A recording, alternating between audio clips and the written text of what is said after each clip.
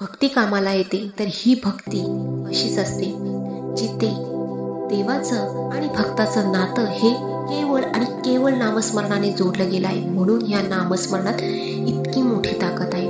त्यामुळे आजच्या काळात नामस्मरणाला इतकं महत्त्व यासाठी दिलं जातं की एकच नामस्मरण भगवंताचं देहाचं आहे की जे सर्वश्रेष्ठ आहे. आणि म्हणूनच आपण देवाचं नाम घेणं खूपच गरजेचं आहे, जेणेकरून आपण त्या भगवंताला कुठेही स्मरून त्याचं नामस्मरण करून आपण त्याची आराधना करू शकतो. म्हणूनच मित्रांनो, देवासाठी आपण रोज देवाच्या पाया पडतोच, पण नामस्मरण सुद्धा तितकंच महत्वाचं आहे.